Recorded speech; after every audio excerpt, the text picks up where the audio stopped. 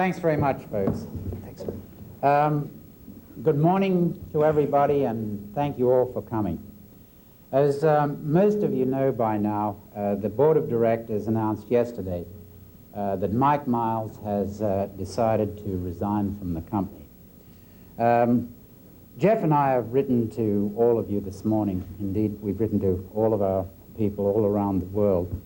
But we did want to get together and talk to you directly and personally. And we particularly wanted to tell you something about our vision for the future of the company going forward. We'd also be very happy to answer any questions you may have. Anything except pay. That you better refer to John Tucker. I'd like to start with our vision for the company. Our vision for the company going forward is simple. First, we plan to grow all of our businesses: food, tobacco, and beer. We are absolutely committed to this, and I want to emphasize that. We are confident that with your help and with your support, we can grow our businesses at rates that will compare very favorably with our competition. Secondly, we are determined to increase stockholder value. Now, we realize that achieving these objectives will mean that we will have to successfully manage through the very difficult legal and public policy environment surrounding our tobacco business here in the United States. We are confident that we can do this, and we'd be very happy to take any questions on that subject that any of you may have following my remarks and some remarks that Jeff will make following me. But I do want to tell you that that is a major challenge. It will not be easy, but we are confident that we can manage through this, and we are committed to doing that. And we now want to look to the future. And working with you, I'm confident that we can build the best consumer packaged goods company in the world. Before we take questions, I'm sure that all of you will want to join with Jeff, with me, and with our management team in wishing Mike Miles every success in the years ahead. Mike has contributed much to Philip Morris since he joined us in 1988. He has played an instrumental role in bringing us together as an organization. He successfully joined General Foods with Kraft, forming Kraft General Foods. We are proud of KGF, and we believe that our food business has a great future. Indeed, I think, as you all know, KGF is now the second largest food company in the world, and our objective is to make it the best food company in the world, and we're committed to doing that. Mike also played a major role in developing our domestic tobacco strategy last year. As the results come in, the importance of that contribution is being appreciated, even by those in the financial community who questioned our pricing actions last year. So Mike leaves us with a corporation that is in very, very good shape, and it's now up to us to carry it forward. Finally, before Jeff gets up, and speaking personally, I'd like to thank all of you for the support that you've given to me, to Jeff, and to our management team over the years. We'll be counting on you as we move forward. And I know that working together, we can take Philip Morris to even greater heights, both here in the United States and in our many markets around the world. So I'll now hand over to Jeff, and then we'll take your questions. Thanks.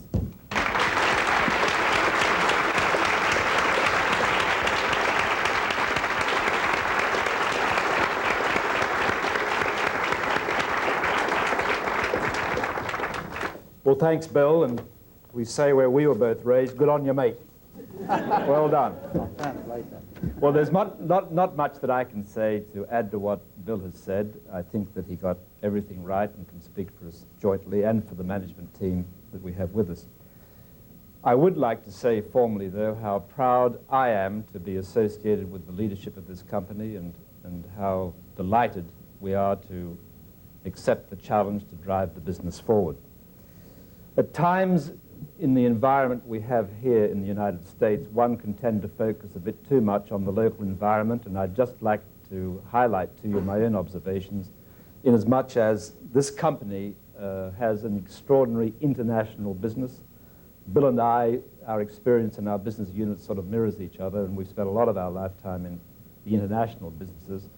And for those of you who have not had as much opportunity as we've had to observe them, the infrastructure of both our food and international tobacco companies is par excellence. There's nothing, I don't believe, no company in the world that has that infrastructure and the quality of people and the brands and the success we've had in all the countries in the world we operate in, and that's 180 markets. I didn't know there were 180 countries in the world, but we are in 180 markets. And we just had outstanding success in every one of those. In fact, I reported a few months ago to an analyst meeting that of the 180 markets the international tobacco business does business in, only in 5 do we not make money, and those 5, what we lose is hardly recognizable as peanuts. So we're still in an investment stage there. But the point I'm trying to make is that whilst we're tended to focus upon the news every morning or every week on current issues here, we do have this extraordinarily large business that we have to keep everything in balance, in my opinion. So you must never forget that. We have extraordinary businesses everywhere in the world. I do want to also say that while we go through this somewhat difficult period here in the United States, it is my opinion, and I know that the management team and Bill share this, that when you have challenges like this, it's a question of digging deep, putting your shoulder to the wheel, being robust, and if you do that, then you will prevail. And there's certainly no lack of any of those qualities here. In my opinion, we are all prepared to fight the battle, and we will win. And it's a question of digging deep, fighting and fighting hard, because when you're right and you fight, then you win. And it is our intention to make certain that we do prevail in all of these issues that are challenging us here in the United States. It's not going to be an easy path, it'll be a rocky path, but don't lose sight of the fact that we are the biggest tobacco company in the world, we are the biggest international tobacco company in the world, we are the 2nd biggest food company in the world, we are the biggest American international food company in the world, we're the 3rd biggest beer company in the world, we are the biggest consumer packaged goods company in the world, and my goodness, if you can't make that thing fire, then none of us should be here.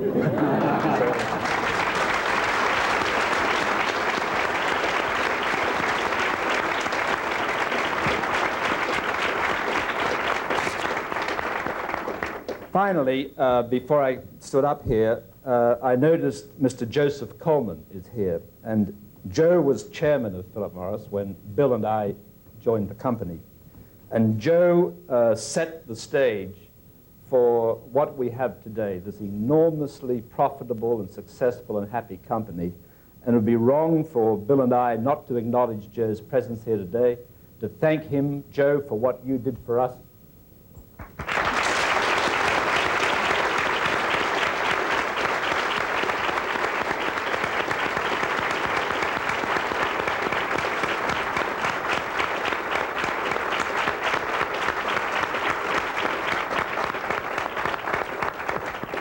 And I promise you, Joe, we're going to make this thing fire like you've never seen it fire before. So we're going to carry it forward. Okay, thank you very much.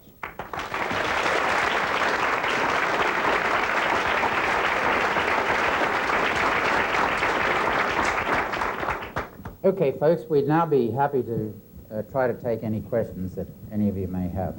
Bill, you're meeting here today, communicating with employees. What plans do you have to communicate with analysts and the media? We're planning actually to meet with a group of analysts this week, and we also plan a media briefing this week, actually tomorrow. So we do plan to do that. We think that's important and necessary at this time of change. Maybe I should just build on that a bit too. That it is our plan to get around the other divisions as quickly as we can and meet with everybody. Yeah. Just we're meeting with you here today, and to take, again, a fairly robust posture with any analysts and press. So we want to really show a face to them as quickly as we can. Can you be any more specific about your plans to increase shareholder value?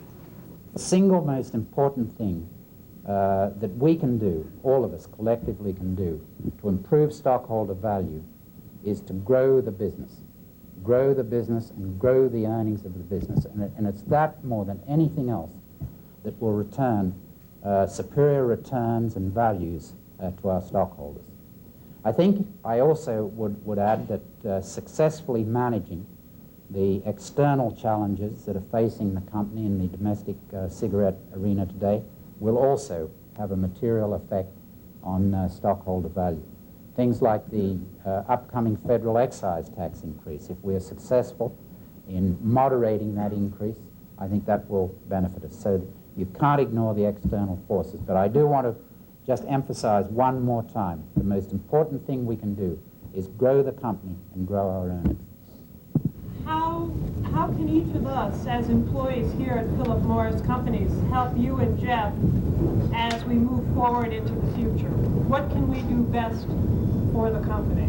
Keep on doing what you're doing. As I said in my little talk, I know we can count on your support. You've given us your support in the past. We'll need every bit of your support in the years ahead. Jeff's touched on some of the challenges that we'll have to deal with.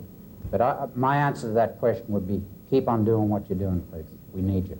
You want to add to that? Yeah, I would just say, Darian, the most important thing, I believe, is to be confident. And we have every reason to be confident. The business is in phenomenal shape. I said to the group earlier that I've never seen the tobacco businesses, both of the tobacco businesses, ever in such great shape as they are in today, ever. They are just both in the most fantastic shape. International is firing in every market, and the U.S. domestic business is just in a remarkable state. The market shares are all at record highs. Marlboro is in phenomenal shape with a record high share. The U.S. domestic company as a whole is at a record market share. The earnings are terrific, and the rest of the businesses are also in extremely good shape. So we have every reason to be confident, and we'll dig deep and maintain your confidence and fight the battle on behalf of Philip Morris. So that's the one message I would send.